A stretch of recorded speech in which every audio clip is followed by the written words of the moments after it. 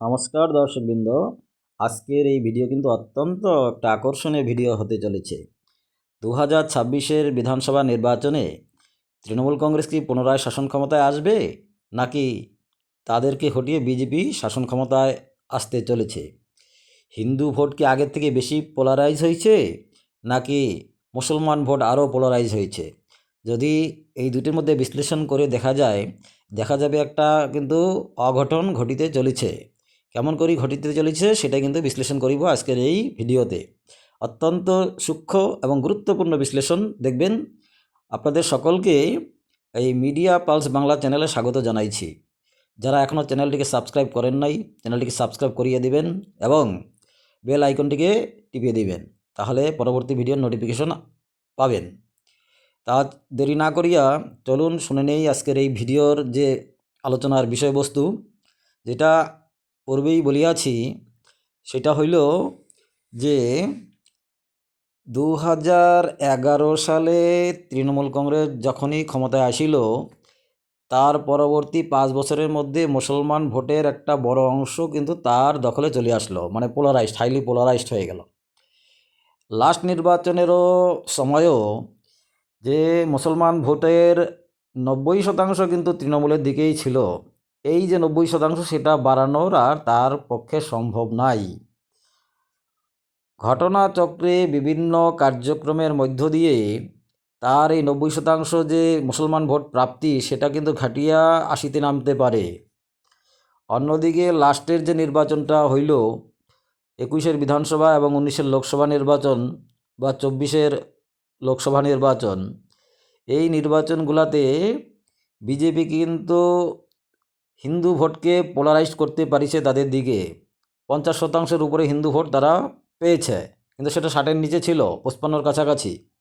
এখন কথা হইল, এই যে কয়েক বছরে রাজ্যের যে ঘটনাবলী, মুর্শিদাবাদ, মালদা এবং নানান জায়গায় যে একটা সাম্প্রদায়িক ঘটনা ঘটিছে, রাজ্যের শাসন ব্যবস্থার সেদিকে নজর ছিল না।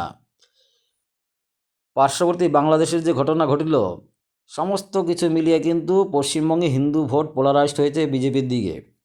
সেই পার্সেন্টেজটা যদি 10 থেকে 15% বেশি হিন্দু ভোট পোলারাইজড হয়, যদি সেই 55টা 70-এ গিয়ে পৌঁছায় বা 75-এ গিয়ে পৌঁছায়, এটা কোথা থেকে আসবে? সেটা তৃণমূলের ভোট ব্যাংক থেকে আসবে, কিছু আবার বামেদের রক্তক্ষরণ হইবে। এই যে গ্যাপটা তৈরি হইল, যে তৃণমূলের থেকে হিন্দু ভোট খিসকে চলে আইলো বা আসবে, তো বিজেপির ভোটটা বাড়বে, তৃণমূল ভোটটা কমবে, গ্যাপটা কিন্তু বড়সড় হবে। এই রকম পরিস্থিতি রাজ্যের বেশিরভাগ জেলাতেই হচ্ছে।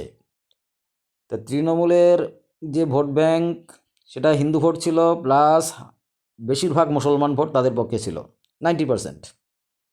তা মুসলমান ভোটের একটা অংশ কিন্তু এবার থাবা বসাইল হুমায়ুন কবির, আজাব, মিম, অহিসুদ্দিন ওবিসি। ওদিকে আপনার ওই 24 পরগনার ওই আপনার যে আইএসএফ, ওই দলটা। তো ওই যে ভোট, ওদের যদি কিছু ভোট বাড়ে, সেটাও কিন্তু তাই তৃণমূলের বাক্স থেকেই যাবে, হিন্দু ভোটও বিজেপি খাবলা দিয়ে নেবে।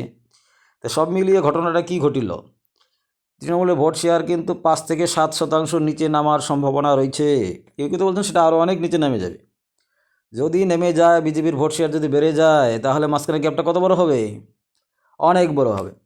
তাই এইখানে শাসন ক্ষমতায় আসতে গেলে 147টা আসন লাগে, 294টার মধ্যে 148।